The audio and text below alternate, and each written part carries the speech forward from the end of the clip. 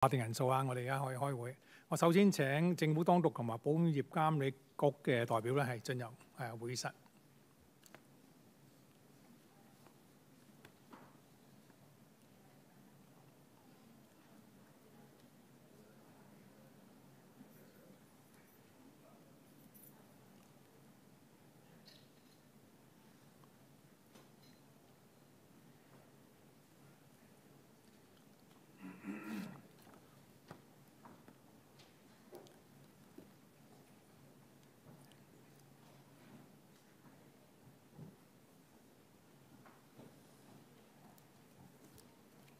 好，而家請官員就座啊！我首先講講咧，就係內務委員會咧喺2024年5月10號咧同意成立呢一個小組委員會，涵蓋咧共14項關於保險業條例第41章嘅附屬法例，內容咧涉及風險為本資本制度同埋保險中介人費用兩方面。根據我哋立法會事前一啲溝通了解咧，委員嘅關注咧係聚焦於保險中介人嘅牌照費用同埋相關費用。即係咧，2024年保險條例訂明費用修訂條例嘅內容，而另外13項附屬法例咧都係推行新資本制度嘅監管細節。經過立法會去年審議並通過嘅2023年保險業修訂條例，並且喺今年嘅3月嘅財經事務委員會會議中咧討論有關嘅附屬法例嘅具體建議。我理解呢啲規定咧都係基於已制定嘅法律框架，而且係根據多輪保險界諮詢交流得出嘅共識。保險界咧並無異議嘅。由於有關嘅資本制度嘅技術性條文並非委員會嘅重點關注，我建議咧就請政府代表撮要介紹，但係無需詳細研究呢13項呢個總篇幅相當長嘅附屬法例。我係當然歡迎各位委員提出有關嘅風險為本資本制度相關意見嘅政策或者係提問啦，亦都請政府同埋保監局咧作回應。然後咧，委員就會主要針對2024年保險業訂明費用條例規則作呢個討論，咁樣就可以集中咧處理議員關注嘅中介人牌費嘅牌照嘅費用啦，同埋相關費用，以有效率咁樣完成小組委員會嘅工作。請問大家同唔同意呢一項嘅工作流程啊？如果大家同意咧咁我而家首先請政府代表阿張秘書長咧係作簡介發言多謝主席，多謝各位委員。咁正如頭先主席所講咧，我哋今日所討論嗰14項嘅附屬法例，其實係牽涉兩方面嘅內容嘅。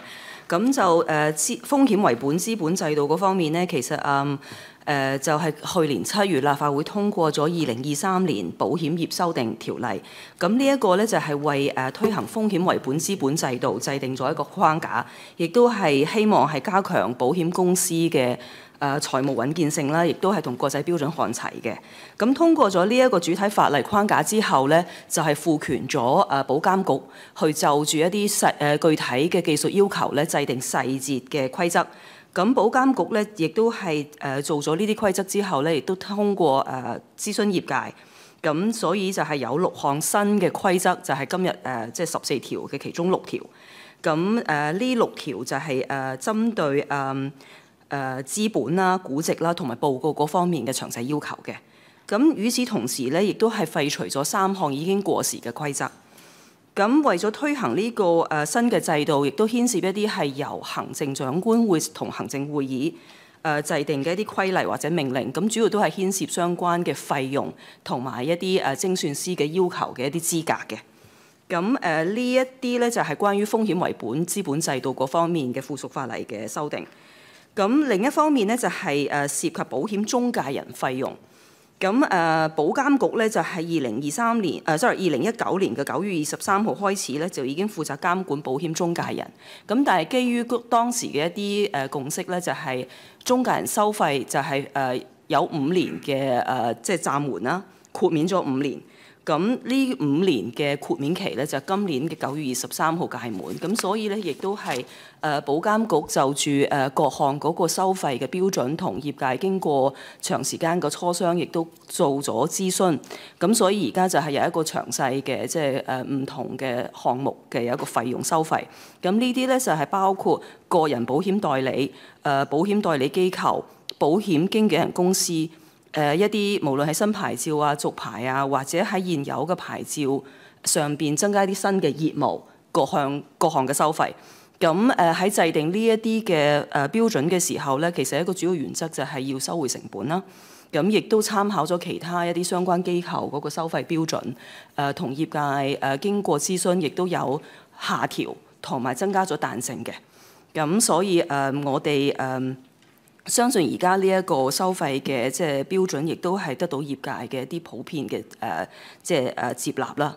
咁所以呢一個就係我就住呢14項修訂嗰個簡介。多謝主席。好啊，現在我邀請委員呢係就政策時提問嘅，有意發言嘅委員呢請按下要求發言嘅按鈕啦。好，第一位郭偉強議員5分鐘，唔該。係，感謝主席。首先多謝主席啦，喺會前做咗好多諮詢同埋協調嘅工作啦，咁啊令到我哋可以集中討論有關嘅條文啦。咁幾樣嘢嘅主席嗱，大家都理解咧保監咧就係為咗規管業界啦，咁啊亦都希望將保險咧喺本地成為一個核心嘅產業咧，都係一個大目標啦。咁但係睇幾樣嘢嘅，第一就係關於保監嗰個財政狀況啊，因為大家都留意到其實過去咧為咗成立保監咧，我哋一共用咗9.5個億嘅公帑注資咗入去嘅。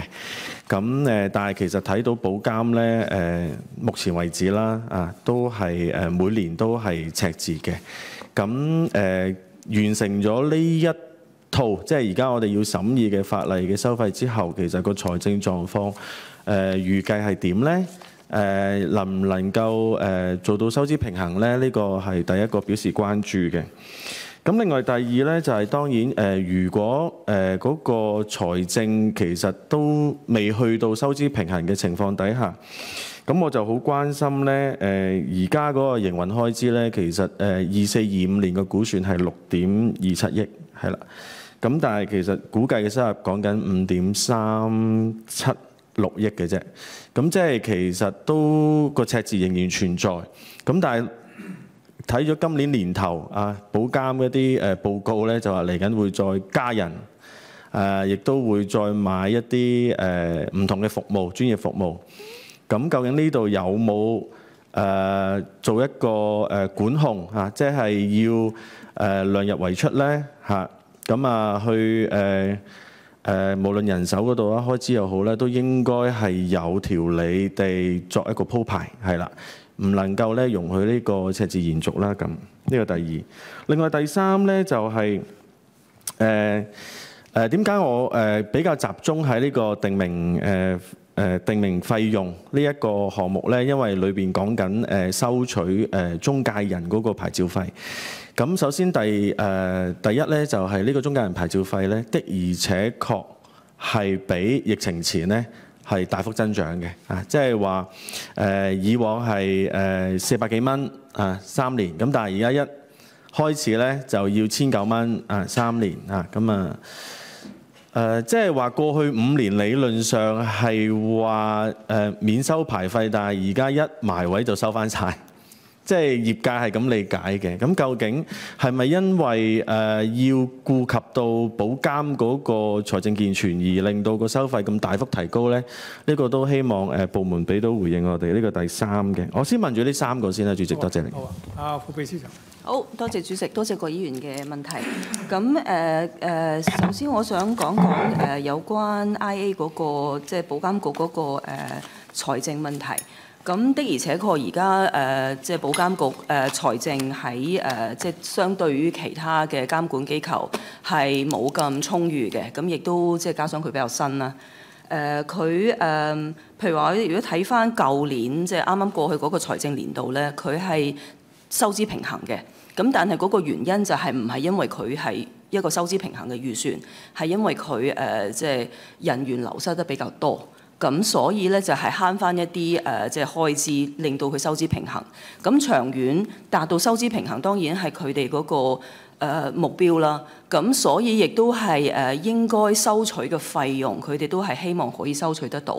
咁而頭先我亦都喺開場發言嗰陣時強調，喺中介人收費嗰方面咧，佢哋都主要係以收回成本為嗰個大原則嘅。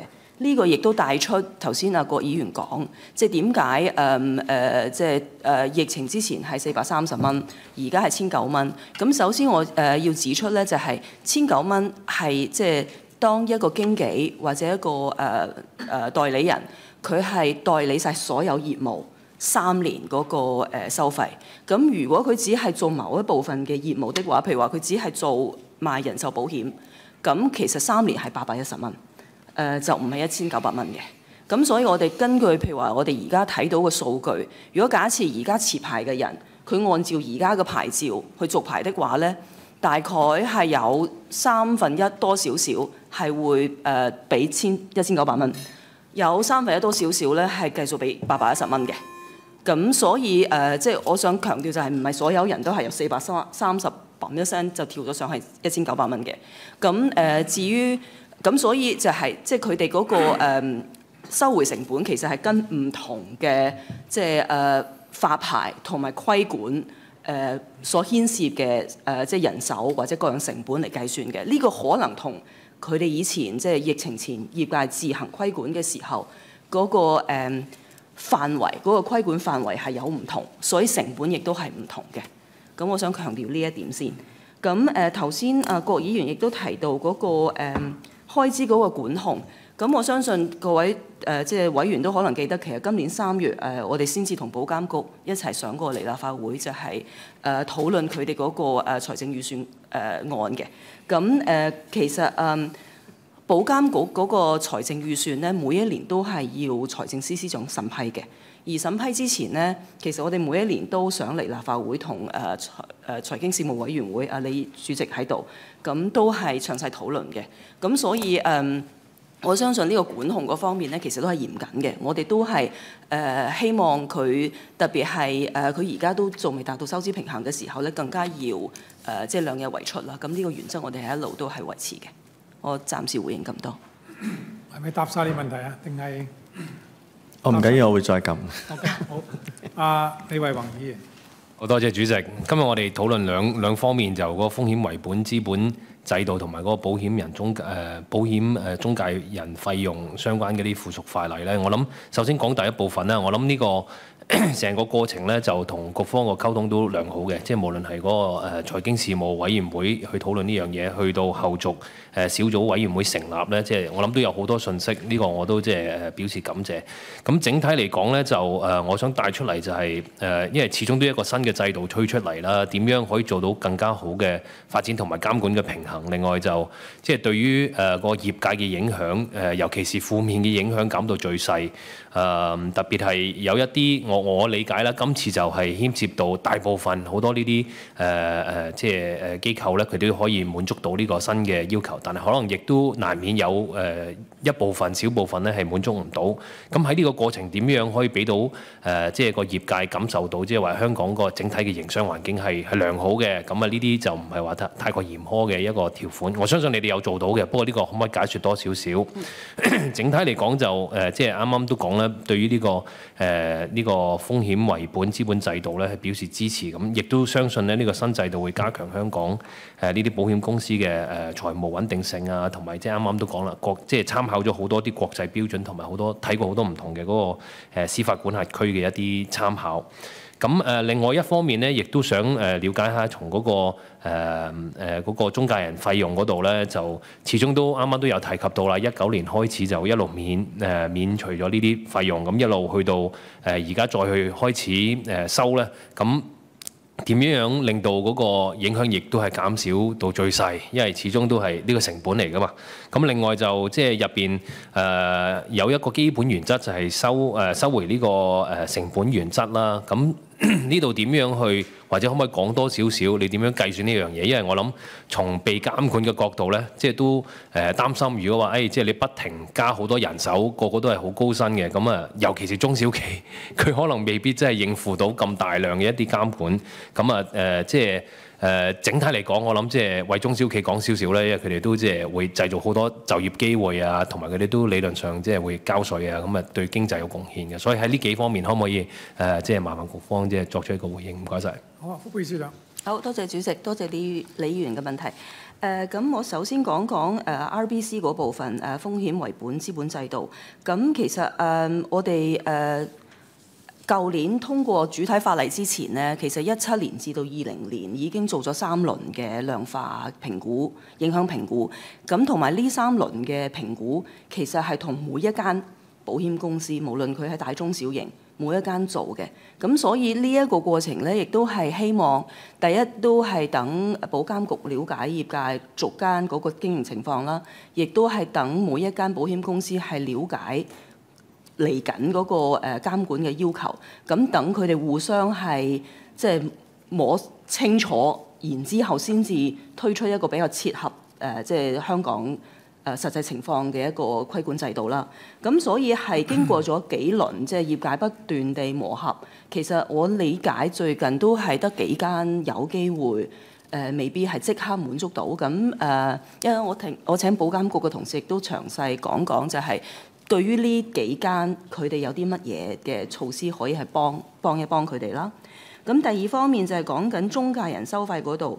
咁我哋都明白即係點樣令到業界係可以即係喺恢復收費嘅時候唔好一下子有咁大嘅影響啦。咁所以我哋制定嘅時候，亦都係第一係參考真係其他唔同嘅監管機構，或者甚至鄰近地區，例如澳門個收費標準。咁我哋度完之後就發現，其實我哋嗰個收費都係相對於其他嘅機構或者其他嘅地區都係較為合理嘅。咁亦都喺諮詢過程當中咧係有下調，亦都俾咗一啲彈性，例如原先一個牌照都係梗咗係3年嘅。咁我哋亦都係俾咗一啲1年期或者2年期嘅牌照費用，咁等啲人唔使一次過。如果佢唔需要3年牌照嘅話，就唔使俾咁多錢咯。咁呢一個至於頭先李議員話收回成本，個成本係點樣計咧？我亦都想請個保監局嘅同事去詳細同大家講講嘅。咁首先我請個 Tony 講講 RBC 嗰邊，好冇？好。就多謝李議員嘅提問啦。咁就頭先張副秘書長都講咗啦，其實我哋都經過嗰個多次嘅一個量化研究嗰個分析嗰度咧，已經大部分保險公司都已經詳細知道我哋嗰啲用法啦，亦都磨合咗，亦都了解咗，亦都開始配合到我哋嗰個制度嘅。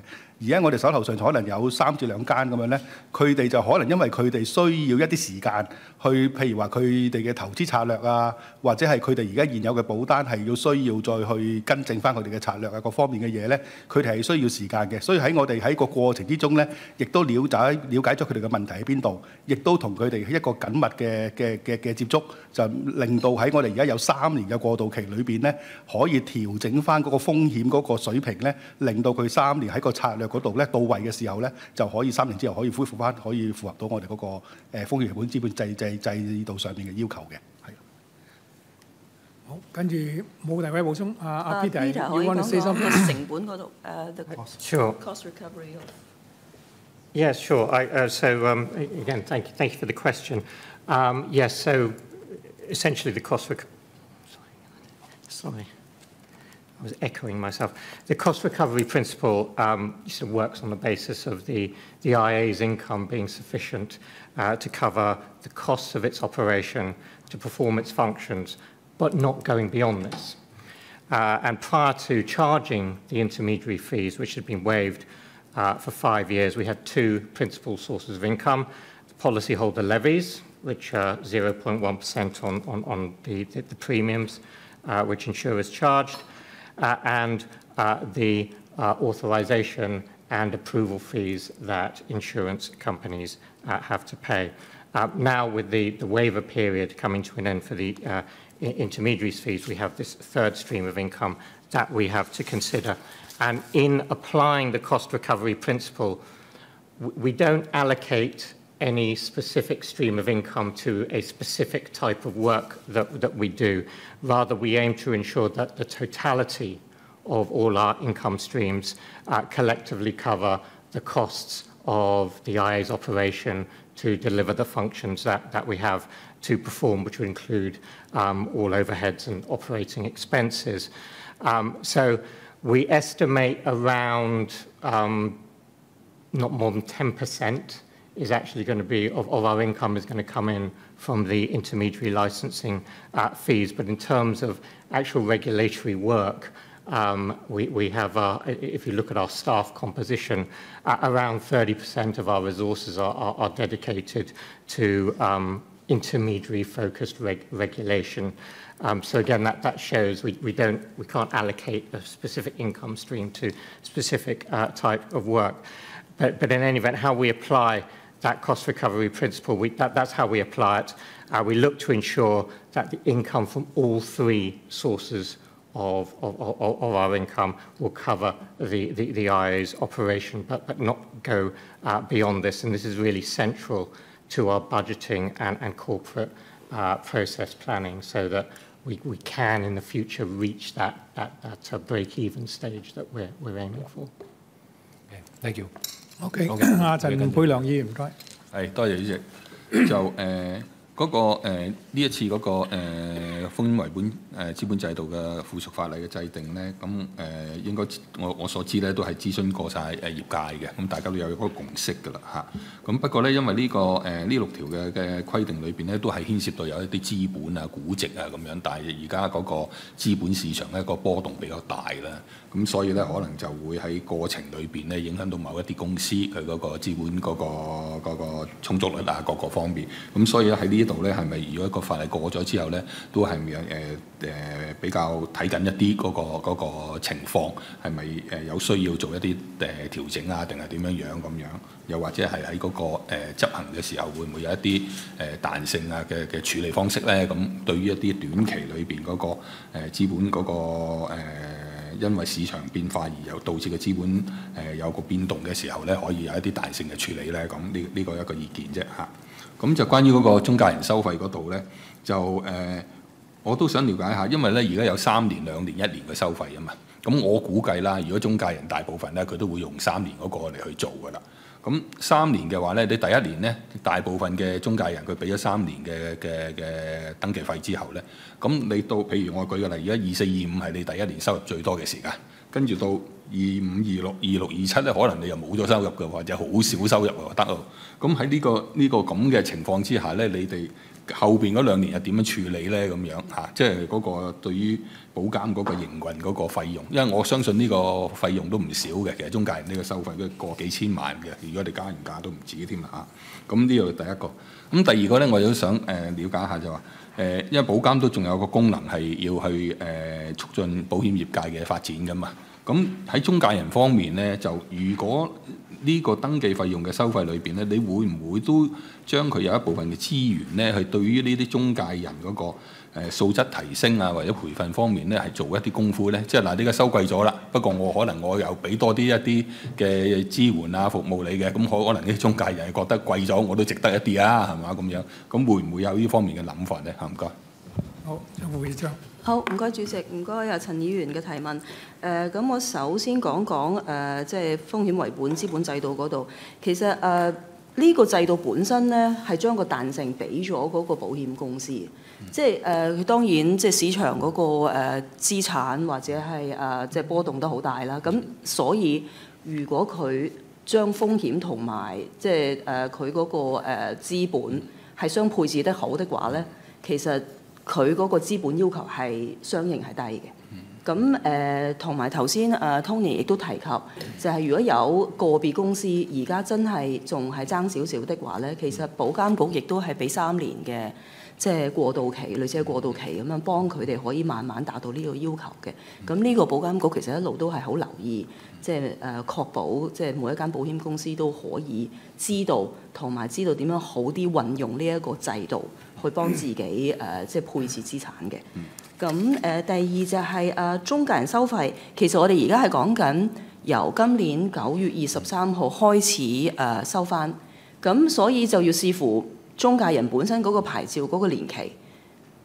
反而我哋預期第一個財政年度咧，我哋係只係收到1/10到嘅費用，因為好多人即係好多無論係機構或者係即係個別嘅持牌人，佢嗰個牌照仲有可能1-2年，佢就唔需要即刻續牌。即係只係9月23號之後續牌嘅公司或者個人，先至需要繳付呢個費用嘅啫。咁所以我哋估計係即係可能要分幾年，我哋先至可以收翻晒。即係我哋預期有5000幾萬嘅收入，可能要分幾年先至可以攞得到嘅。第一年我哋預計只係得幾百萬收入嘅啫。嚇。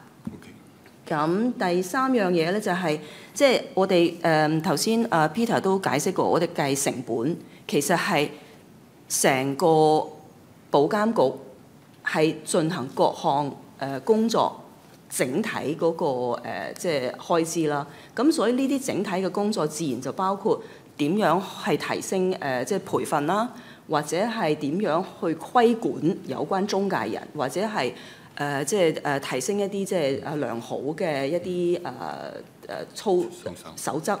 咁呢啲工作全部都係計算在內嘅。咁我亦都可以俾時間 Peter 再詳細解釋佢哋其實喺呢一方面做咗都大量嘅工作嘅。好，Peter 唔該。Thank you very much, and again, thank you for the question. On the training, yes, this is something that we place a lot of emphasis on. In the past few years, we have rolled out a number of courses on ECPD training for intermediaries on business ethics. And last year, we rolled out the first anti-money laundering course for intermediaries to help them understand how to comply with the anti-money laundering requirements in their day-to-day practice. We view training very much as a way of helping intermediaries build a career, stay professional, and most of all, stay compliant, because that helps protect policyholders and deliver services, helps them deliver services to policyholders. This is something that we will continue to be doing. We have in our corporate plan actually looking to do training for responsible officers of broker companies to assist them in their management of their technical representatives. And each year we will continue to provide training, probably face-to-face through the industry bodies, so that we can have that direct interaction with the intermediaries and provide them with practical ways on how to comply with the regulatory requirements and set our expectations in that way. 好，下一位吳傑莊議員。係，多謝主席。咁我係原則上非常支持今次呢個與風險為本嘅資本制度嘅保險中介人嘅一個法例嘅。咁我兩方面嘅問題想問一問。頭先都有議員同事提到關於個收費，新嘅收費，咁亦都政府當局都回覆咗關於啲收費嘅原因啦。我都好理解嘅，即係保監局應該係做到一個收支平衡，係長遠達至一個健康發展。咁呢啲費用啦，嚟緊收翻嚟啦。我想問，除咗頭先提到一啲培訓之外咧，有冇一啲 allocation 或者做啲工作係一啲公眾教育？因為其實香港好多市民對於買保險咧都係知道係必須，但係好多時都未必識揀保險，同埋裏邊嘅一啲法律上嘅嘢、法例上嘅嘢等等。咁我諗呢度有冇一啲工作係保監會做？我想介紹一下呢個第一個問題。第二個問題就係關於保險公司啦，嗰啲資本嗰啲投資嗰啲 allocation。咁而家香港即係 FSTB 啦，都好鋭意發展虛擬資產啦、數字資產等等啊。咁保險公司會唔會亦都有可能有部分嘅資產可以配置喺呢方面嘅一啲類別，從而令到佢有一啲平衡嘅發展咧？因為我所知而家就你可以配置，但係就唔計落嗰個 margin 裏邊嘅，咁變咗就對保險公司冇個誘因嘅。咁而我了解到某啲國家已經開始做呢樣嘢，我想了解香港喺呢一方面嘅發展有冇咩諗法嚇？多謝主席。好啊，邊位答啊？Tony 定係啊 ？Peter，you want to answer this question？我諗第一條可以俾 Peter 去詳細解釋，第二條不如俾Tony。好啊，Peter，can you start first? Okay, yes. So Thank you for the question. Let me address the question on public education. This is actually part of our function as the IA. It's written in the ordinance. This is something that we have to deliver, and we are delivering it. I can give some good examples of this. We have recently launched a public education campaign to complement a key enforcement action that we took a couple of months ago to really empower mainland China visitors who are coming to Hong Kong to buy insurance, to understand the regulatory regime and to enable them to make informed decisions, and so that they only use licensed insurance intermediaries. So that's one of the key public education campaigns that we've launched. And only this weekend, actually, we launched an online risk quiz for 1,800 secondary school students in Hong Kong to really help them learn about lifetime risks and insurance protection. What we're trying to do is to ensure that policyholders understand that actually buying insurance is key to any individual financial plan. And it's important that they are empowered with the right information and the right knowledge to be able to make the best decisions for themselves. So this is something we are doing, and this is something that we will be able to continue to do by balancing the books with our 3 income streams. 好，阿 Tony 啊。至於頭先吳議員提及嗰度關於嗰啲虛擬資產嘅問題咧，其實一個虛擬資產呢一個課題咧，其實都係不斷咁變緊同埋不斷發展嘅一個議題嚟嘅。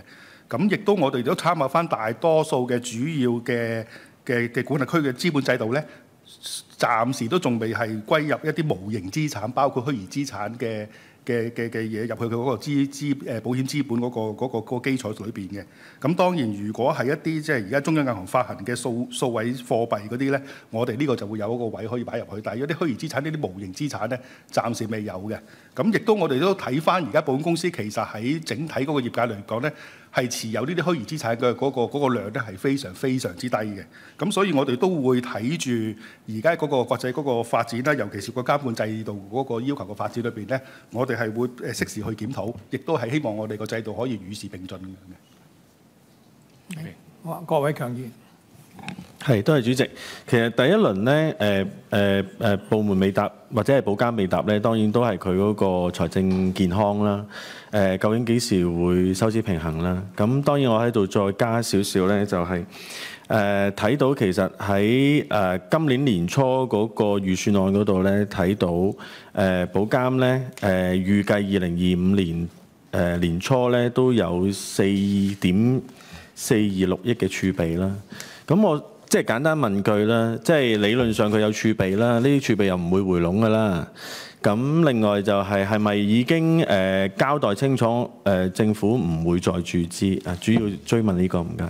好啊，阿副秘書長。好，多謝郭偉強議員嘅問題。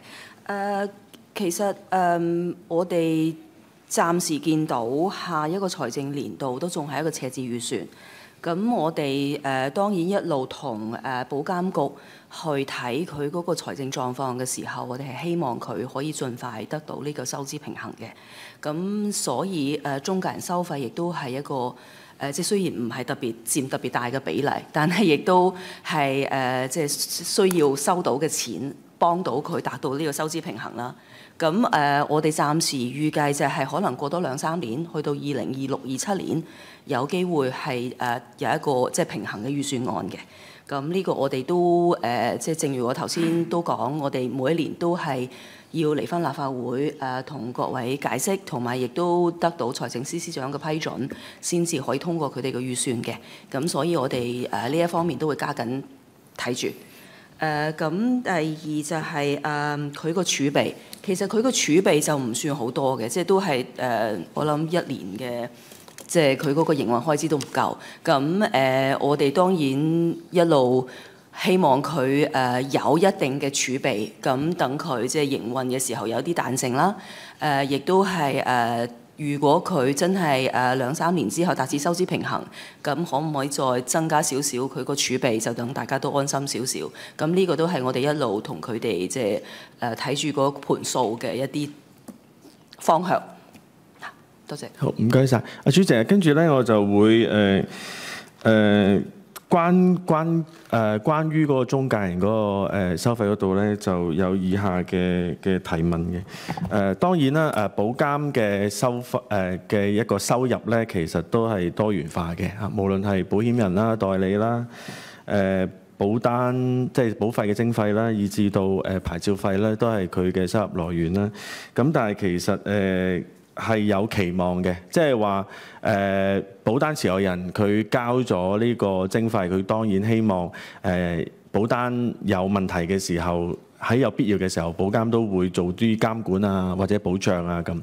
咁其實我哋一班中介人咧，同樣都有咁嘅寄望嘅，即係喺牌費嗰度收取咗之後咧，其實對中介人有冇啲咩嘢保障咧？咁因為咧喺保監嘅法定職能入邊咧，其實係冇明言啊，就話會保障我哋啲中介人。其實而家中介人咧個處境咧，其實都唔容易嘅。第一，生意難做啦，大家都明㗎啦。咁另外第二咧，就係其實佢哋係比較早嘅自僱人士啊，即係佢哋自僱人士嘅身份咧，其實好難喺有糾紛嘅時候咧，同咁大間國際嘅保險公司去周旋，因為大嘅保險公司咧，佢個法律團隊一定係可能幾版紙都寫唔晒。咁但係作為一個自僱人士，其實喺呢啲保險公司入邊做嘢咧，其實都未必有100%嘅保障啊。雖然公眾可能覺得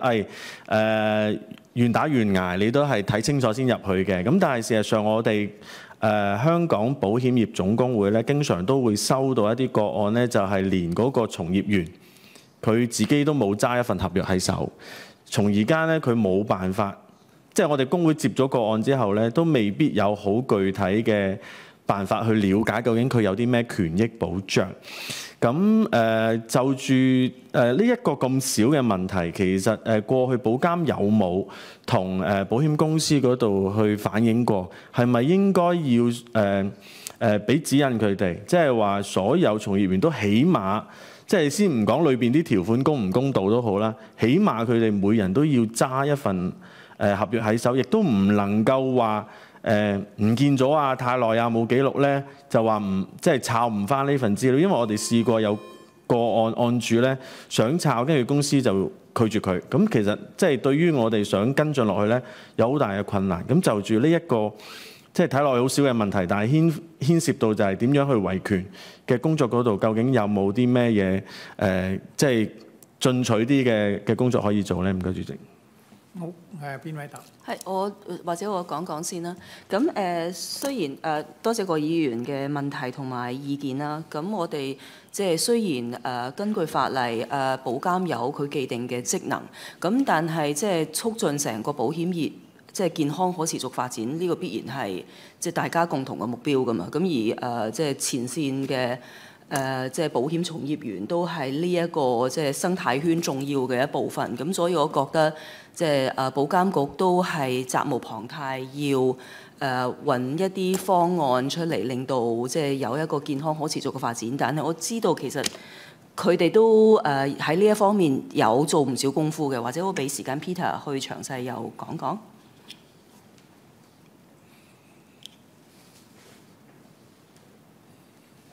Thank you, Mr. Kwok, for raising this very important issue. It's one we've discussed before, and I think it's one we should continue to discuss.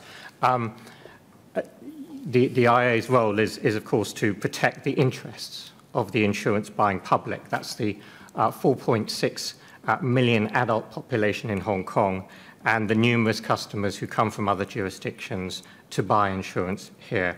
We're tasked to do this by regulating the insurance market for the protection of policyholders and so that the market develops in a sustainable and stable manner.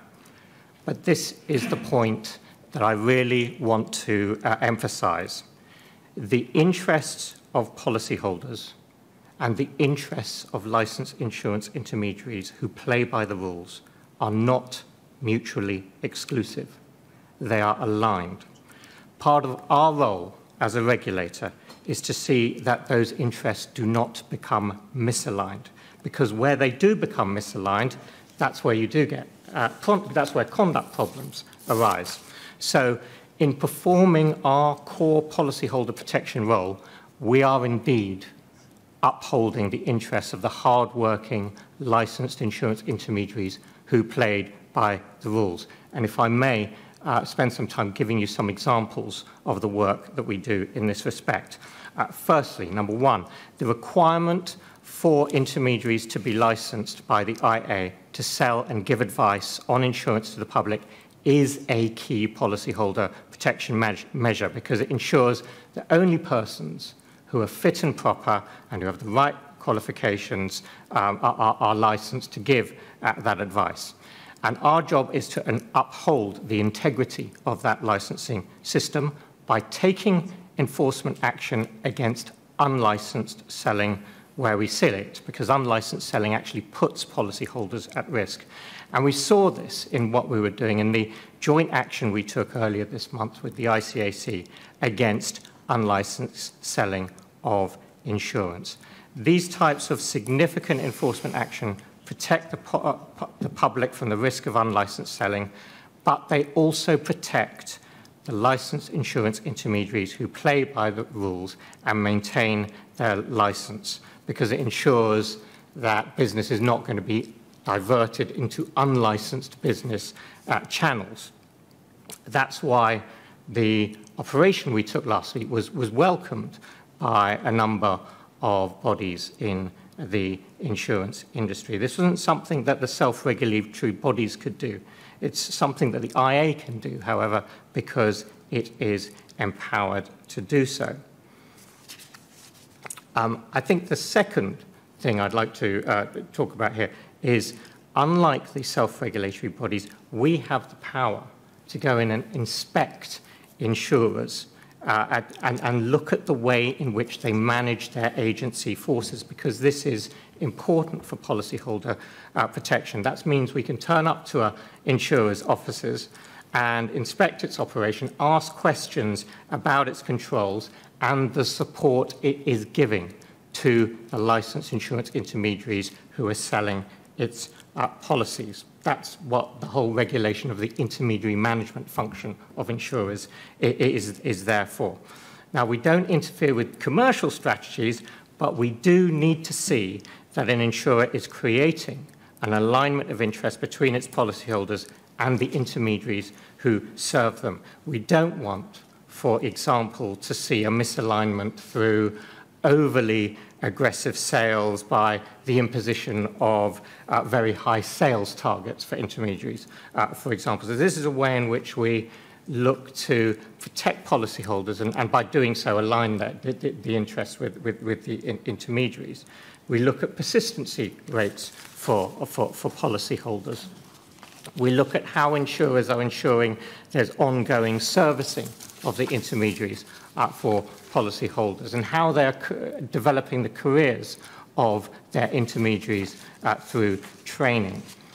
When we're doing this, I mean, I've done this myself in going to an insurer. We interview all levels of the agency hierarchy. We discuss with district directors directly to ensure that they are supporting their downline agents to deliver service to policyholders.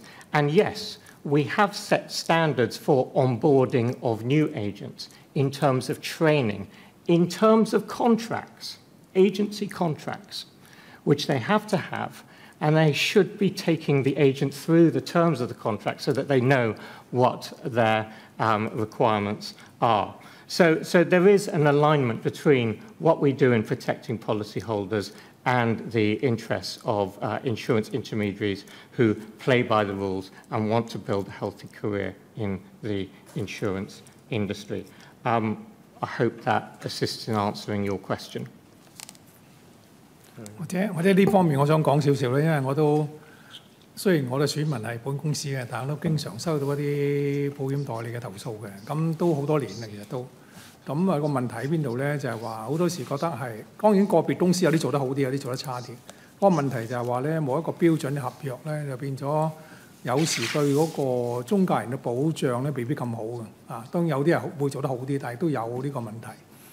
譬如一個佢經常同我講嘅例子咧，就係話佢譬如你合約係3年啦，佢可以喺第2年嘅最後一日先至 cancel 嗰個合約，咁嗰個就要攞翻晒咁多年嘅錢啦。當然我知道有個原因嘅，譬如佢可能驗收公司係想俾佢多啲時間去表現啦，確認佢係真係可以繼續做落去啦咁樣。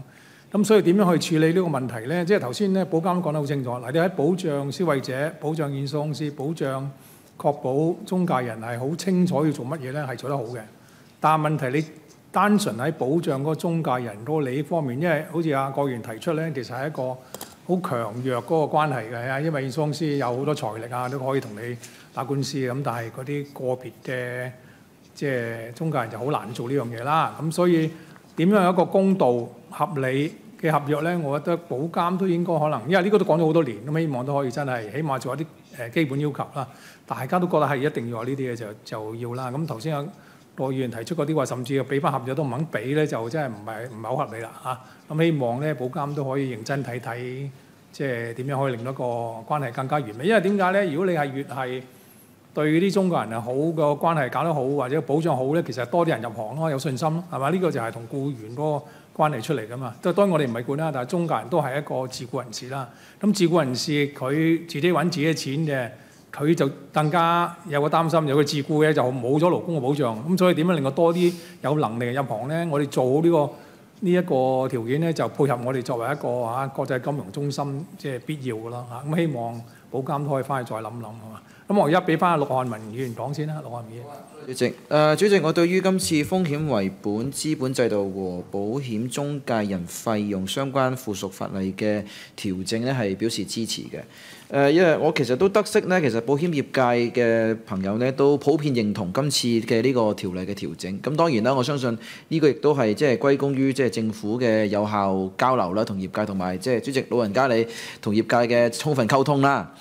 咁當中我有一個環節咧，都希望佢係關注一下嘅，就係有關呢個委任精算師嘅呢一個情況。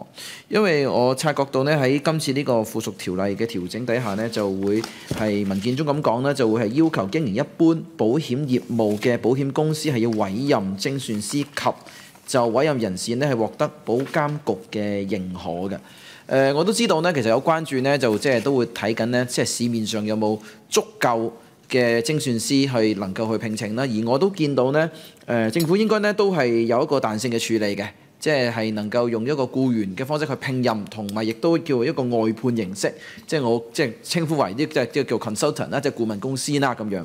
咁所以其實從呢個精算師嗰個嘅供應上，我相信一來就喺市面度揾啦，二來即係我哋即係大學入邊都有啲培訓精算師啦。我想再確認一下呢，同局方其實即係你哋就同業界嘅互動嗰時候，呢個精算師喺市面嘅情況係咪能夠有充足嘅供應，讓我哋嘅即係保險公司能夠聘請到呢？呢個係第一個問題。第二個問題啦，其實喺文件同一段入邊啦，亦都講啦。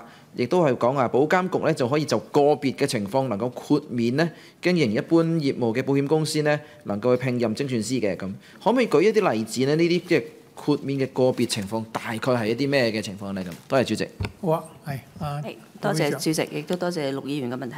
咁頭先陸議員嗰個理解係正確嘅。我哋其實係雖然係增加咗要求，一般業務嘅即係保險公司都要聘請精算師，咁但係佢係唔使一定係自己請一個嘅，即係外聘都得嘅。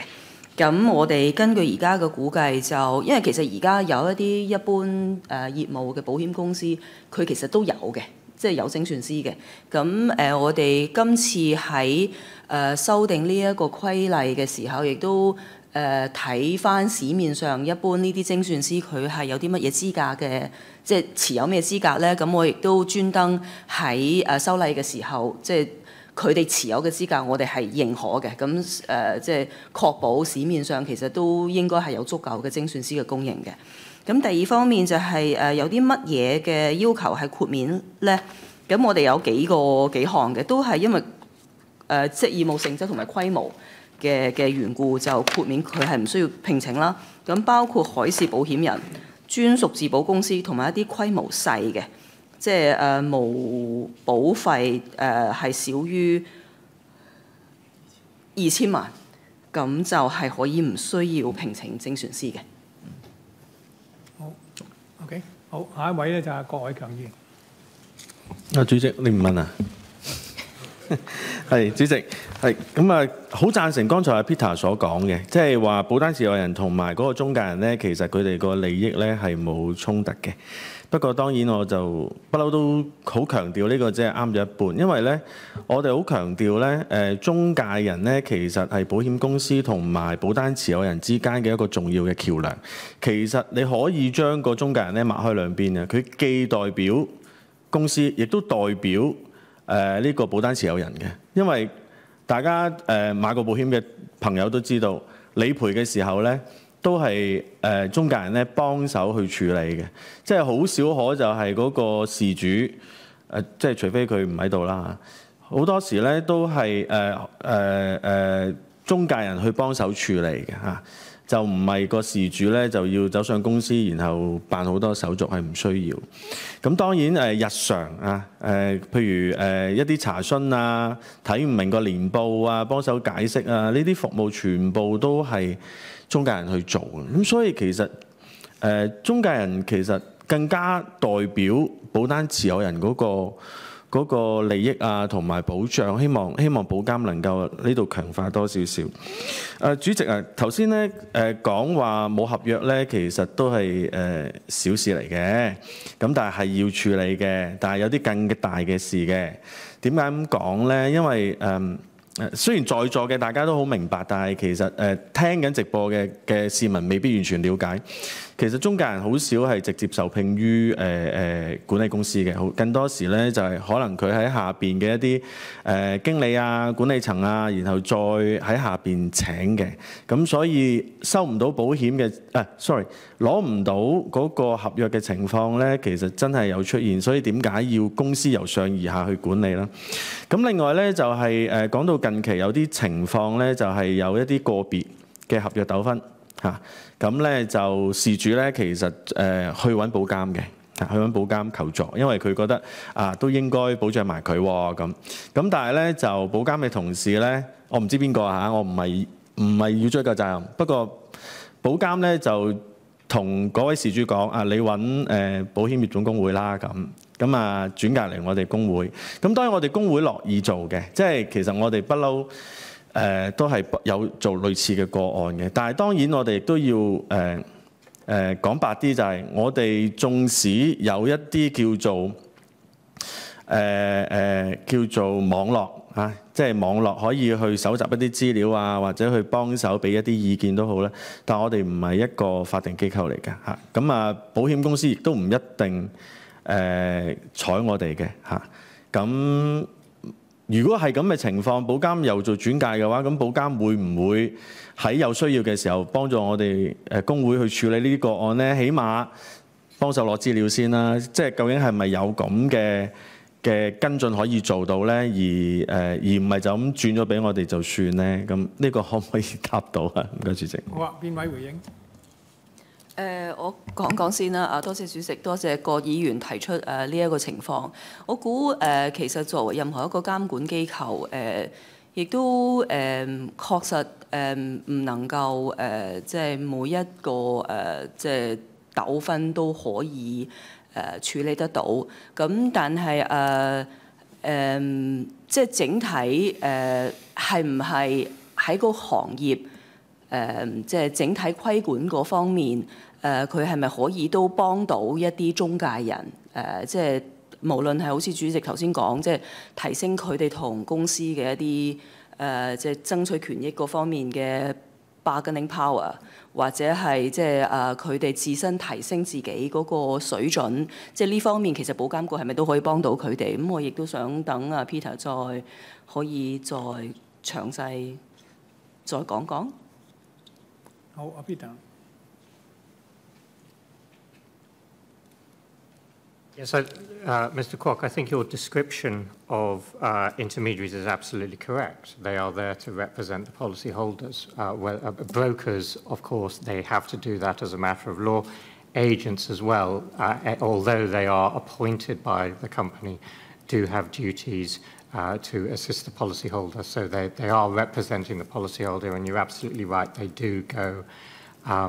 It is the habit of a policyholder to deal with the person representing the company who they know the most, which is usually the agent. So in submitting claims and things like that, they will go through the intermediary. And it's precisely for this reason that we look for that alignment of interests. We need to see insurers supporting the intermediaries so that intermediaries can deliver their services to the policyholders. And that's the lens through which we look at things. That's how we regulate the market. And if insurers are not doing that, then yes, in terms of bargaining position, they don't need to worry. We will step in and use our powers against the insurers to right that wrong. We will hold insurers to account for that. Now, that's not to say that we are the equivalent of the Labour Department for intermediaries. We still have to always look at things through that lens of being a regulator. And so I noted the examples you gave. I'm not rather than discussing specific examples, which I'm not actually aware of, I would say that our job is to ensure that insurers are providing those controls and support for their intermediaries so intermediaries can deliver the services and represent the policyholders correctly. And to the extent they're not doing that, we will hold insurers to account for that. 主席，多謝你先，多謝Peter 嗰個回應。咁當然一啲零星嘅個案，其實我明白，即係保監有佢自己嗰個運作同埋一個程序啦。咁但係我喺度即係先至聲明咧，即係如果我哋轉介嚟我哋工會嘅個案，如果工會覺得有需要揾保監求助，揾保監協助嘅話咧，希望保監都俾啲力我哋啦，因為事實上有啲個案真係好棘手嘅。主席，另外咧就我有最後一樣嘢咧需要搞清楚嘅就係因為咧唔經唔覺咧，原來都已經10幾年啦，就係關於2013年嗰個蘇黎世佢裁減本地嗰個代理線啦咁嗰陣時就一裁就裁咗700幾人嘅，係啦。咁點解講翻10幾年前嘅嘢咧？因為當年咧就係我同受影響嘅中介人咧就去揾保險業監理處當時係政府機構嚟嘅。咁咧而當年嘅保險業監理處咧亦都好好啦，就幫我哋同即係同我哋工會啦，同我哋保險公司咧就去做叫做協商。咁最尾咧都叫做解決到咁點解攞呢個個案出嚟咧？而家係保監，我淨係想攞嚟做一個對比啫。即係如果今天亦都有一間咁大嘅保險公司，佢亦都有一個商業決定，佢賣盤又好，佢大裁員又好，牽涉到咁多人，今天嘅保監係咪會同當年嘅監理處一樣，都係會介入，都係會做翻相關嘅工作，去保障呢啲突然間受到極大影響嘅中介人，佢哋本身嗰個權益我係想搞清楚呢件事啫。唔該，主席。好啊，邊位會Peter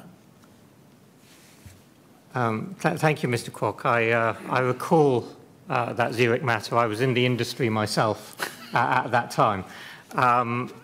Look, it was a long time ago, but I do recall it. I think if a similar incident were to happen today, again, we, the IA, would use our powers to look at, to intervene to the extent that the interests of policyholders demand it. So, for example, if you did have a case where an insurer is looking to change its business model by exiting a specific distribution channel, and move from a tied agency force model to some other type of model. We would intervene to ensure that when it's doing this, it acts fairly to policyholders who are going to be affected by this.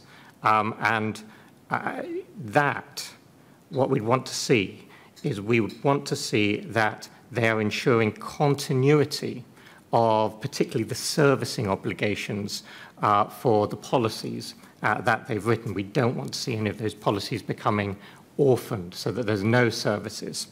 So now it would be, we wouldn't limit the insurer as to how it would achieve this, but probably the most likely way it would need to achieve this would be, rather than having one of the ways, rather than having a one-off straightforward cut of all the tied agents, it would have to have a more managed transition to that new business model, so that the agents continue to be there to support the policyholders who the insurer has made policy commitments to. So again, I emphasize we view these things through the policyholder lens, but you see there is an alignment with the interests of intermediaries there. So I hope that assists in answering your question. If this, I mean, the likelihood is this would be something that we would hear about before the union heard about it. I think we have, for example, we have the chairperson of the union is on our expert panel. So we do get intelligence that way. We have a number of people from the industry on our expert panel. It gives us intelligence from what's happening in the industry. And that enables us to react. Well, not react, be proactive in dealing with these situations. 或者呢個我講少少啦，因為當年事件我都有參與嘅，因為通常呢啲咧佢哋係會揾你啦，都會揾我噶嘛，都會揾嗰個業界代表。咁我哋當時都係兩邊着力嘅，即係話驗公司頭先阿 Peter 講一樣就係話咧，你點樣證明你炒到咁多人可以繼續服務咧？係嘛？咁佢一個難題喎，咁佢係咪要做耐啲咧？或者係同佢傾啲咩合約，令到個服務可以繼續咧？咁呢啲都會係我哋會行嘅方向。咁我相信當時解決到，將來都更加會解決到嘅嚇，因為大家都想嗰個公司又想繼續做得好係嘛？咁佢梗係有啲苦衷，佢唔做啦，咁佢點樣？但係我哋有啲嘢都會講到去總部嘅嚇，即係變咗上次都係咁啊，咁都係agent 又有啦，個總部又有啦，亦都開到幾次會，咁所以放心嚇，我哋大家都係一齊去解決呢件事係最好嘅嚇。阿郭議員有冇其他問題？未有啦，主席，唔該晒。好啊，嗱，因為咁咧，我哋首先要問一問我哋政策問題係聽完啦，我哋其實可以進入嗰個真正我哋關心嗰個條文㗎啦。不過首先問大家需唔需要邀請公眾或者相關團體咧，就呢14項法例提出意見咧咁樣。咁我都剛才有講過啦，其實本公司咧，我諗我同阿陳沛良議員都有代表性㗎啦。我哋問過晒，佢哋就冇乜特別意見嘅。咁我諗至於 agent 啊 Booker 就其實都有透過阿郭議員傾過啦，亦都係你都安排咗政府係見到佢哋啦。咁如果大家冇意見，我就建議不如用書面啦，好嘛？用書面都繼續邀請呢啲團體可以嚟嚇。咁我哋就決定用書面即係等大家可以表達到意見啦，有個渠道啦。好啦，咁而家我哋因為完咗個政策嘅提問咧，我哋可以而家開始審議呢14項附屬法例，其中第2項關於中介人收費嗰個項目嘅嚇。咁法律事務部就附屬法例嘅相關條文咧，都喺有個修訂文本啦，亦都係載於立法會 CB /1628/2024-01至07號文件嘅。咁而家我哋不如就開始，我就建議咧係整當局咧係介紹有關條文，而係我哋用中文嚟做咗先啦。如果喺個過程法律顧問發現有咩事項要由小組委員會考慮，請向小組委員會提出。咁我而家首先請政府開始逐條審議好嘛？我想麻煩阿顏生。多謝主席。咁而家為大家介紹2024年保險業訂明費用修訂規例。呢條規例係修訂現行嘅保險業訂明費用規例，亦即係第 41B 章。第 41B 章係訂明根據保險業條例底下各項條文而需要向保監局繳交嘅費用。咁當中係包括，你可唔可以講講我哋？你係咪001係嘛？我諗用呢個中文嘅文本修訂文本，咁你每次講你第幾頁都能夠跟啲啫，好嘛？冇問題，我用修訂文本開始啊嘛。係我哋而家喺001開部開始。係。咁呢個規例咧就有2大類收費啦。第一類就係就住新嘅資本制度而需要做嘅收費啦。第二類就係各類中介人申請牌照嘅費用。咁而家咧就會簡單介紹第一條先嘅。第一條就唔喺修訂文本嗰度。咁其實第一條咧就係講緊個生效日期。個實際效用咧就係個風險為本資本制度嘅相關條文咧會喺2024年7月1日生效，而中介人牌照相關嘅條文咧會喺2024年9月23日生效。咁第二條都唔喺嗰個修訂文本上高嘅，咁就係訂明呢個規則嘅修訂範圍嘅啫。咁我哋去到第3條啦。第3條咧就喺個修訂文本嘅第1頁嗰度。咁其實第3條咧係輕微修訂一啲相關用語，係關於提交資料俾保監局上高嘅用語嚟嘅。我哋而家去到第4條條文，亦都係第一版紙。第4條條文咧係訂明保監局可以喺適當嘅時候豁免保險中介人嘅牌照費用嘅整項費用，或者相關嘅部分費用，或者退還已經繳交嘅費用嘅全部或者一部分嘅。呢個係俾翻保監局一個彈性嚟處理一啲比較特別嘅事項。呢度俾個例子，咁多位委員就係例如有個代理機構嘅從業代表，希望轉變成為一個經紀嘅從業代表。佢只係需要喺舊有牌照撤銷3個月之內咧申請新牌照，咁個新牌照嗰個費用咧可以獲得減免嘅。咁喺呢個安排之下咧，就可以避免咗嗰個從業員咧需要俾2個唔同牌照嘅費用，即係有雙重徵費嘅情況。咁我哋而家去到第5條嘅括號1同括號2，咁呢個係去到第2版啦已經。咁咧呢個括號1同括號2咧係為咗一啲新加嘅條文咧而作出嘅條文編綴上高嘅相應修訂嚟嘅啫。去到第5括號3，亦都繼續喺第2版嘅，係加入一啲詞語嘅釋義，就係相連長期業務啦，同埋牌照呢2個詞語嘅釋義。咁接住落嚟就介紹嗰啲實際嘅費用。咁因為嗰啲費用嘅條文就比較嗰個編序比較繁複啦，我直接用嗰個費用嘅項目嗰個編號嚟做介紹。咁而家我哋去到第1步，亦都係根據呢個條例需要繳交嘅費用。咁去到第3頁。第3頁嘅第6項收費咧，係講緊因應修訂條例咧，裏邊有提述到一個叫大小股東控權人嘅費用咧，我哋而作嘅相應修訂嚟。咁呢度解釋個大小股東控權人。咁其實喺現行嘅保險業條例裏邊咧，係有一樣嘢叫股東控權人。個股東控權人係指一啲持有15% 或以上股份嘅人咧，就需要向保監局提交申請咧，先可以做股東控權人嘅。咁我哋喺早前立法會批准嗰條修訂條例裏邊咧，就將呢個股東控權人一拆為2，就變成大小股東控權人。大股東控權人係指揸住50% 或以上啦，而小股東控權人係指15% 至到50% 嘅揸住嘅股份。咁我哋因應呢個分拆咧，就所以需要將呢個費用咧都做翻一個相應嘅分拆嘅。我哋而家去到都係第3頁嘅第7項。咁修訂條例裏邊咧就係新增咗咧一般保險業務都需要委任精算師，咁而委任精算師咧係需要保監局嘅批准，而第7項咧就係呢個批准嘅相關費用嚟。我哋而家去到第7BA 項至到第7BZF 項，咁其實咧涵蓋咧係由第4版去到第28版紙嘅。咁呢度所有項目咧都係有關於保險中介人牌照嘅費用。咁我首先就介紹第7BA 項，亦即係喺第4版嘅。第4版咧係講緊如果一個保險公司希望委任一個代理人咧，係需要向保監局報告，呢個就係個報告嘅費用。咁我哋而家去到第7BB。去到第7BJ 項，亦即係第4版紙去到第12版紙嘅，咁逐項為大家介紹。咁我哋如果睇緊去第7BB、7BC、7BD 項咧，就喺第4、5、6版紙嘅。咁其實呢3項咧都係有關於保險代理機構去更改佢哋業務系列嘅費用，即係佢哋做開一個 line of business 想轉去第2個咧，加第2個咧，咁就係要作出呢個申請。咁第7BB 項咧係加一般或者長期業務，而唔包括相連業務嘅費用。咁第7BC 項咧係喺長期業務上高咧加以一啲相連業務，而第7BD 項咧係由一般業務加以長期同埋相連業務。咁大家可以喺呢3項嗰個收費咧，都見到其實我哋係有提供一啲彈性嘅，即係例如如果嗰個代理機構嗰個原有嘅牌照剩翻嘅有效期越短咧，咁佢哋需要繳交嘅費用咧，亦都係相對應降低。咁我按照同一個編排，就係去睇第 7BE、第 7BF 同埋第 7BG， 佢哋分別喺第7、8、9版紙嘅。咁其實個編排同頭先係一樣。咁呢3項係關於個人保險代理、代理公司嘅業務代表同埋一啲經紀公司嘅業務代表喺唔同情況之下加入各項業務而需要繳交嘅費用。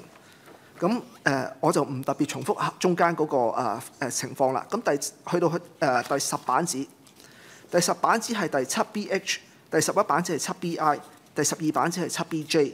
咁呢3項費用咧係適用於保險經紀公司喺唔同情況之下加入各項業務而所需要繳交嘅費用。咁其實頭先上述嗰幾項費用咧，唔同類別嘅中介人咧，都係可以按照翻佢哋原有嘅牌照剩翻嘅有效期去繳交翻相應嘅費用。咁我哋而家去到第12版紙，亦即係第 7BK 項。咁咧第 7BK 項去到第 7BU 項咧，係各類中介人申請新牌照嘅費用嚟。咁我哋而家去到第12版紙嘅第 7BK。咁呢項咧係保險代理機構申請各項業務牌照嘅費用。咁去到第 7BL、7BM、第 7BN 呢3項，第13、14、15版紙。咁其實咧係個人保險代理分別申請3年、2年、1年嘅牌照費用。咁大家都會見到其實一啲自然人嘅中介人咧，係可以選擇呢1、2、3年嘅牌照期咧。咁呢個彈性咧係保監局根據早前嘅諮詢業界嘅意見咧而新增嘅彈性嚟。咁照樣都係同一個模式，我哋去到第15版紙係第 7BO、第16版紙嘅 7BP、第17版紙嘅第 7BQ。咁其實呢3項咧都係代理公司嘅業務代表分別申請3年、2年、1年牌照嘅費用。咁第18版紙啦，去到係第 7BR 項，係講緊一個保險經紀公司申請牌照嘅費用；而第 7BS、7BT、7BU、19、19、20版紙係經紀公司嘅業務代表申請3年、2年、1年嘅費用。咁呢啲頭先各類就係中介人申請牌照嘅費用。我哋而家去到第21版紙同第22版紙係第 7BV 項同埋第 7BW 項。咁佢哋分別咧係訂明要求認可保險代理機構同埋保險經紀公司嘅負責人，亦即係 responsible officer 嘅費用。咁如果我哋而家咧就去到第22版紙，第 7BX 項去到第 7BZE 項，咁其實嗰度都去到第28版紙嘅。咁就係講緊各類保險中介人咧去續牌嗰時，佢哋需要繳交嘅費用。第22版紙咧係第 7BX 項。係保險代理機構申請續牌嘅費用。咁咧大家會見到個費用係按照嗰個保險代理機構嘅業務代表嘅數目咧去劃分嘅。咁如果嗰個業務代表數目越少咧，嗰個費用咧係越低。咁而家去到第23同24版紙，亦即係第 7BY 同 7BZ 項。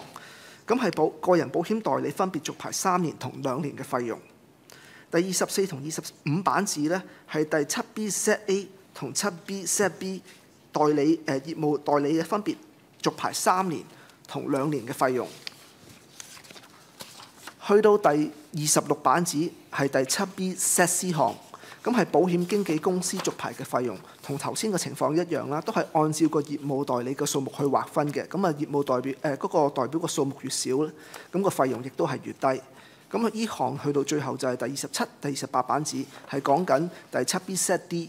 同第 7BZE 項係經紀公司業務代表分別續牌3年同2年嘅費用。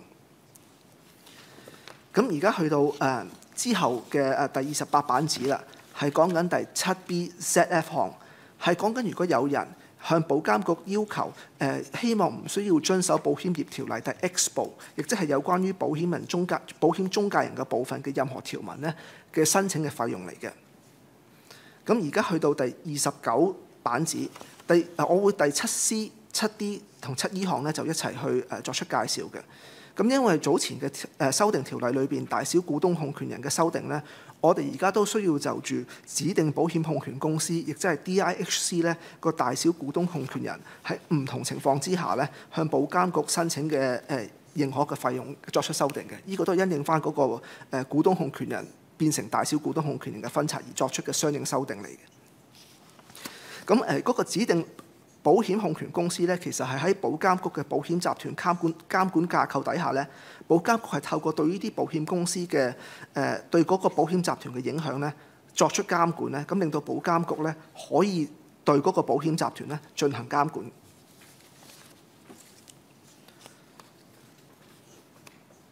咁去到第32版紙，亦即係項目收費第 8A 項。咁係因應翻咧，我哋新增咗嗰個大股東控權人咧，如果佢哋變成小股東控權人咧，係需要向保監局通知嘅，而呢個就係個通知所涉及嘅費用。咁我哋而家去到第33版紙，其實第9項咧係講緊廢除咗咧保險公司通知保監局委任精算師嘅費用，咁係保留翻咧佢哋要委任核數師嘅費用。咁有關於委任精算師嘅費用咧，其實我哋已經喺上述咧第5條咧就處理咗嘅，所以就呢度廢除咗上高就加翻。咁我哋去到第34版紙，第16項咧係因應廢除咗保險業條例裏邊附表3。咁我哋廢除咗附表3咧，係用翻修訂條例裏邊咧一啲關於呈交業務報表、報告同埋其他資料咧嘅字眼咧，而作出嘅文字修改嚟嘅啫。呢個就住第16A 項，第16A 項咧係有關於咧我哋而家照樣係第34版紙嚟嘅。第16A 項咧係有關於保險公司向保監局申請更改披露資料方面嘅要求咧，咁需要繳交嘅費用嚟。咁去到第35版紙，咁我第17項同第18A 項咧，我同時為大家介紹。咁咧係因應咧修訂條例裏邊咧係訂明咗非香港保險人咧係可以根據保險條例咧第 22A 條或者第 25AAC 條咧向保監局咧申請咧就係嗰間保險公司係以佢哋嘅實體層面，而唔係純粹以香港嘅業務層面咧去備存帳目嘅。如果嗰個保險公司希望咁做咧，就需要繳交第17或者第18A 項嘅費用。咁而家去到第36版紙，亦即係第20A 項。咁第20A 項咧都係因應翻咧一啲修訂條例裏邊一啲條文嘅修改咧，我哋訂明翻勞合社即係 Lloyds 啦，咁可以向保監局咧申請免除保險業條例裏邊第50C 條咧係有講到一啲年報相關嘅財政年度同埋之後嘅財政年度而需要繳交嘅費用。咁我哋作出呢項修訂嘅原因咧係希望勞合社依個費用咧同其他保險公司都係做翻一致嘅。唔好意思，我想問一問咧，你第20條嗰度咧收30萬都係咩費用嚟？即係第36頁啦，第20條啦，嗰個你話第128(1)A， 即係有2個向保監局申請認可本條例第25D1條例所指嘅轉讓，以每項申請計30萬，嗰個係咩費用？請稍等，揾資料。呢個係一個原有嘅費用嚟嘅，係原有唔係更改。係。OK。會唔會收得好貴？你快啲檢討下，收咁貴係咩？你講可嘛？講俾大家聽下嗰個咩？司徒女士可以。呢個舊有㗎嘛，係嘛？係舊有嘅transfer of the general insurance 嘅 business 嘅時候。即係邊一個情況要收30萬嘛？當你由 insure A 轉 insure B 嘅時候。咁佢要經過IA 嘅審批，咁個審批嘅費用就係收。我唔係好聽到你話咩情況話？當啲業務由 insure A 變 insure B 嘅時候，即係成個 portfolio 轉讓嘅。Yes. 咁好大件事喎。係。OK。所以收30萬。OK， 好啊，我請繼續啊。各位如果有提問，隨時可以提啊。係。咁我哋而家繼續喺第36版紙嘅第36版紙去到第21A 項嘅。咁係因應咧之前所講啦，都係新增咗呢個大小股東控權人啦。就住指定保險控權公司，即係 DIHC 咧，如果有大股東控權人變成咗小股東控權人咧，係需要通知保監局，而呢個就係相應嘅費用嚟嘅。咁我哋去到第37版紙第24項收費，咁係因應咧保監局新增咗一條則咧係叫做保險業呈交報表、報告及資料規則嘅。咁因為有呢個新嘅規則咧，我哋咧就定明咗咧，如果保險公司希望咧延長遞交一啲報表啊、報告啊、資料嘅時限咧，咁佢哋係需要向保監局繳交呢個費用嘅。咁呢個新增嘅費用咧係會取代我哋原有第15項嘅費用。咁我哋而家去到最後一部分，即係第2步，係根據保險業估值及資本規則，保險公司需要繳付嘅費用。咁呢個保險業估值及資本規則咧，亦都係保監局新增嘅其中一條規則。咁就係篇幅比較長，咁就係講返保險公司需要遵守嘅資本要求。咁概括嚟講咧，以下6項嘅費用咧，都係一啲保險公司希望使用一啲唔係標準嘅方法咧，去計算佢哋資本要求嗰時，係需要向保監局申請而申請嘅費用嚟嘅。咁保險公司咧，一般咧都係希望咧，借住呢啲申請咧，可以降低佢哋需要符合嘅資本要求。咁呢啲費用咧，都希望喺個系統裏邊咧，增加返一啲彈性。咁我哋咧去到第38版紙啦。第38版紙嘅第1項咧，係當保險公司希望咧將一啲股權咧就歸類為策略性投資嘅申請費用。咁如果佢哋咁樣做咧，係可以降低保險公司嘅股權風險資本額嘅。咁不過呢個係需要保監局去審批。我哋仍然喺第38版紙第2項。咁第2項咧係講緊個保險公司咧，如果係喺釐定佢嘅準備金同埋保險風險資本額嗰時咧，係想考慮一啲再保險合約嘅額外減低風險效果嗰時咧，佢哋係可以向保監局提交申請，而呢個係個申請費用。我哋而家去到第39版紙，係第39版紙，咁咧就第3項費用。第3項費用咧係講緊，如果有一啲保險公司希望用佢自身評估嘅方法去釐定佢嘅自然災害風險嘅風險資本額咧，佢哋係需要向保監局申請啦，同埋繳交呢個費用。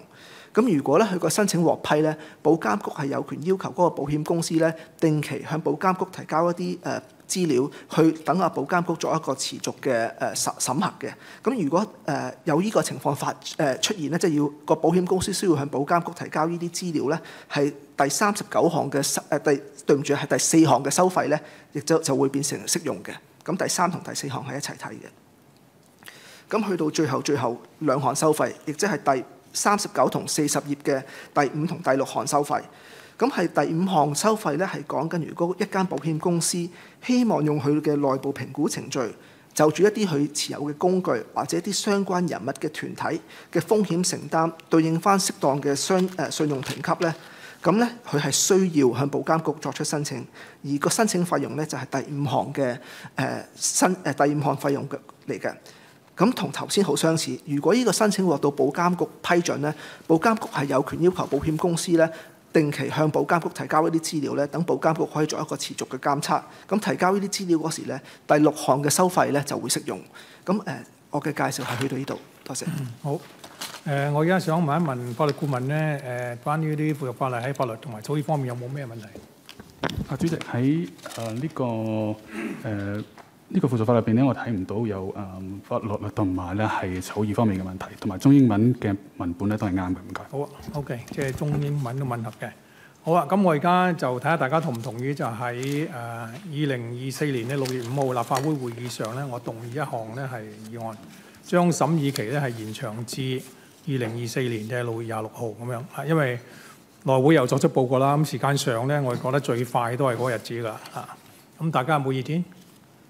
如果冇咧，就基本上我哋今日嘅工作做完啦。咁因為今次咧就真係好技術性嘅，你知嗰啲收費咧亦都係業界同意啊，或者有啲爭論啦，但係都比較簡單嘅，即係呢係制，一係唔制嘅。